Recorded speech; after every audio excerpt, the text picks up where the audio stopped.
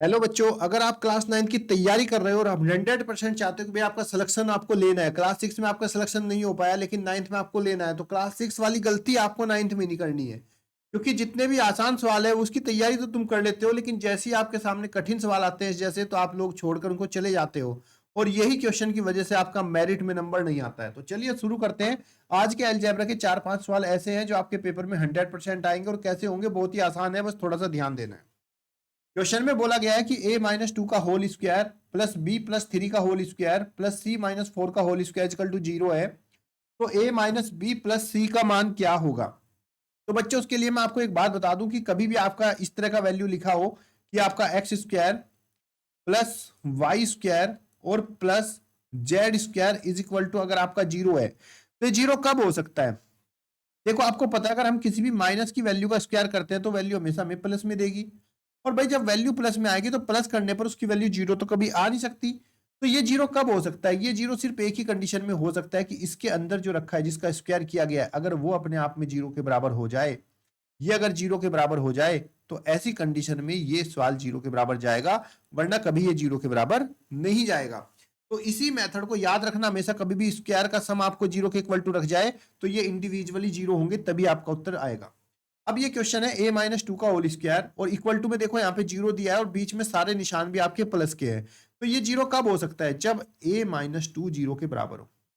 और a-2 0 के बराबर होगा तो a इक्वल टू -2 जो है इधर आएगा तो a की वैल्यू आपको मिल जाएगी यहाँ से 2। सिमिलरली b+3 0 के बराबर होगा तभी ये 0 आ सकता है, तो b की वैल्यू मिल जाएगी, माइनस प्लस है तो इधर आके माइनस का हो जाएगा तो b की वैल्यू -3 हो जाएगा। सिमिलरली c-4 भी आपका 0 के बराबर होगा तभी तो c की वैल्यू ये पूरा 0 होगा, तो c इक्वल टू भी आपका कितना होगा? 4 होगा। इस तरीके से हमारे पास a b c और तीनों की वैल्यू आ गई। अब ये वैल्यू हमें क्या बताना था? हमें तो वैल्यू बतानी थी कि भाई a-b+c क्या होगा। a-b+c सारी वैल्यू रखेंगे, a की वैल्यू 2 है, b की वैल्यू माइनस और माइनस पहले से भी है, तो माइनस माइनस आपका प्लस हो जाएगा और प्लस में 4, 4 3 7 2 9, इसका आंसर आएगा 9। ऑप्शन नंबर सी आपका राइट आंसर हो जाएगा। ये मेथड मत भूलना, कितना भी बड़ा नंबर हो, चाहे आपको 4 बार लिखा है ना, अगर a square B square C square D square बराबर 0 तो सीधा सीधा बोल देना भाई ये 0 तभी हो सकता है जब ये अलग अलग 0 के बराबर होंगे, अलग अलग 0 के बराबर नहीं होंगे तो ये 0 भी नहीं होगा। चलिए क्वेश्चन नंबर 2 देखते हैं। क्वेश्चन नंबर 2 बहुत ही अच्छा सवाल है और ये क्वेश्चंस भी बहुत सारे बच्चे जो है इसमें अटक गए थे जब पेपर कर रहे थे, जबकि था ये आसान क्वेश्चन, इतना टफ क्वेश्चन नहीं था। चलिए देखते हैं कैसे करना है इसको। ये आपको क्वेश्चन में दिया गया है कि भाई आपका A square plus B square और plus C square is equal to ये है, तो हम 2 को ब्रैकेट ओपन कर देंगे, अंदर मल्टीप्लाई कर देंगे, ये हो जाएगा 2a -2b और -2c और माइनस कर। उसके बाद हमें क्या करना है, इन सबको इक्वल टू से इधर लेकर आएंगे, तो ये आपको हो जाएगा ए स्क्वायर और ए के पास में ए की वैल्यू माइनस का 2a हो जाएगा। और ये जो आपका -3 है, चलो ये बाद में बताऊंगा, पहले ये रख दो इतना, प्लस में बी स्क्वायर और ये माइनस का 2b इधर आके प्लस का 2b हो जाएगा, और फिर इधर प्लस का सी स्क्वायर, ये -2 है तो इधर आके प्लस का 2c। ध्यान से समझना बच्चे, इस क्वेश्चन में चूके ना तो सिलेक्शन से चूक जाओगे। -3 इक्वल टू से गया तो प्लस का 3 हो गया। अब हमने क्या किया, जो +3 है इस +3 को आप ऐसे भी तो इमेजिन कर सकते हो कि 1 + 1 + 1 हुआ होगा, तभी तो 3 आया। तो ये जो 1 1 है इनको अलग अलग इनके साथ में डिस्ट्रीब्यूट कर देंगे, ए स्क्वायर -2a + 1 रख देंगे इसके साथ में, फिर प्लस में बी स्क्वायर +2b + 1 रख देंगे और प्लस सी स्क्वायर +2c + 1 कर देंगे। अब यहां से बच्चे आपको क्या देखना है कि ये देखो ए स्क्वायर -2a + 1 है, अगर 1 का होल स्क्वायर लगा दूं तब भी कोई फर्क नहीं पड़ने वाला ना, भाई 1 का स्क्वायर तो 1 ही होता है, और इंटू में 1 कर दूं तो भी कोई फर्क नहीं पड़ने वाला, तब भी सेम ही रहेगा। बट आपका यहां से काम हो जाएगा, फॉर्मूला बन गया ए स्क्वायर -2ab और प्लस बी का होल स्क्वायर। तो ये क्या होता है, a - b का होल स्क्वायर होता है, तो मैं इसको लिख सकता हूँ a - 1 का होल स्क्वायर प्लस ए स्क्वायर +2ab + b स्क्वायर, तो a + b का होल स्क्वायर बन गया, मीन्स b + 1 का होल स्क्वायर हो गया। और यहाँ पे सी स्क्वायर +2c + 1 का होल स्क्वायर हो गया, तो ये फाइनली बन गया आपका c + 1 का whole square is equal to में 0। अभी इससे पहले वाले क्वेश्चन बताया कि भाई 0 कब होगा, जब इंडिविजुअली 0 के बराबर होंगे। इसका मतलब a - 1 बराबर मैं रख सकता हूँ 0, a माइनस वन बराबर 0 रखूंगा तो a की वैल्यू मिलेगी 1। तो सिमिलरली b प्लस वन बराबर मैं 0 लिख सकता हूँ, तो b की वैल्यू हो जाएगी मेरे पास माइनस की 1।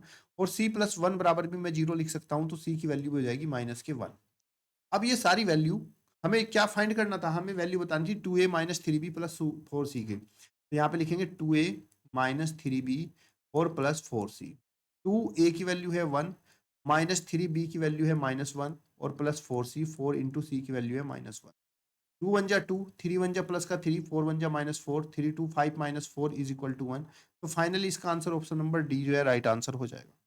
कमेंट बॉक्स में बताना बच्चों क्वेश्चन समझ में आया कि नहीं। देखो यही सवाल आपके पेपर में सिलेक्शन दिलवाएंगे, अगर इनमें इनको आपने छोड़ दिया फिर कैसे सिलेक्शन हो जाएगा आपको। अगला देखिए क्वेश्चन दिया गया X square minus Y square plus 2yz minus Z square का एक गुणनखंड ये है, तो दूसरा आपको बताना है।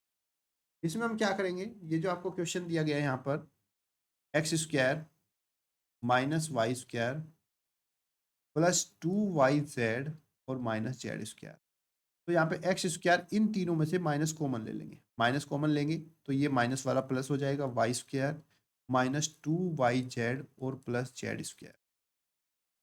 एक्स स्क्वायर ये देखो फॉर्मूला बन गया, अगर आप इसको ध्यान से देखो तो ए स्क्वायर माइनस 2ab और प्लस बी स्क्वायर क्या होता है, ए माइनस बी का होल स्क्वायर होता है कि नहीं। तो सिमिलरली यहाँ पे ये फॉर्मूला भी बन गया वाई माइनस जेड का होल स्क्वायर। अब ये वाला पूरा ए जैसे बिहेव करेगा और ये पूरा आपका बी जैसे बिहेव करेगा, और फॉर्मूला बनेगा ए स्क्वायर माइनस बी स्क्वायर का, जिसको हम लिखते हैं ए प्लस बी और ए माइनस बी। ए की वैल्यू क्या है, एक्स है, तो एक बार इसको प्लस करके लिखेंगे X plus Y minus Z, और एक बार इसको माइनस करेंगे एक्स माइनस, जब ये माइनस करेंगे तो अंदर का साइन बदल जाएगा माइनस वाई प्लस जेड। उसने कहा था एक गुणनखंड है X plus Y minus Z, X plus Y minus Z ये वाला गुणनखंड दिया है, दूसरा पूछ रहा था, तो दूसरा हो जाएगा X minus Y plus Z, X minus Y plus Z, option number B आपका राइट आंसर हो जाएगा। अगला सवाल है X minus one upon x का होल स्क्वायर इक्वल टू 36 है, तो बताओ एक्स की पावर 4 प्लस एक्स स्क्वायर कितना होगा। तो यहाँ पे बच्चे x minus one upon x का होल स्क्वायर ओपन करेंगे तो ए माइनस बी का होल स्क्वायर लगेगा, a square plus B square -2ab -2 into x into one upon x is equal to कितना है 36। यहाँ से सोल्व करेंगे एक्स से एक्स कैंसिल हो जाएगा, ये बचेगा X square plus one upon x square is equal to 36, और ये -2 है इधर आकर प्लस का 2 हो जाएगा, तो X square plus one upon x square equal to हो जाएगा 38। हमें तो एक्स की पावर 4 लेके आना है ना, उसके लिए हम क्या करेंगे, फिर से दोनों साइड का होल स्क्वायर कर देंगे, इधर का भी और इधर का भी। इधर का होल स्क्वायर करेंगे तो ये एक्स की पावर 2 की पावर 2 एक्स की power 4 plus one upon x की power 4 plus 2 into x square into one upon x square is equal to whole square, sorry 38 का स्क्वायर करेंगे, मीन्स 38 की मल्टीप्लाई 38 से, 38 का स्क्वायर मिलेगा आपको 1444। तो एक्स की power 4 plus one upon x की power 4 is equal to x square से एक्स स्क्वायर कट कर, ये जो 2 प्लस है इधर आके माइनस हो जाएगा 1444 माइनस 2, तो फाइनली आएगा 1442। आंसर हो जाएगा 1442, ऑप्शन नंबर ए आपका राइट आंसर हो जाएगा। क्लियर बच्चों, कमेंट बॉक्स में बताओ मुझे आपको ये सवाल समझ में आया कि नहीं। देखो सिलेक्शन लेना है ना, तो 100% आपको ये करने पड़ेंगे। तब तक के लिए धन्यवाद, जय हिंद जय भारत।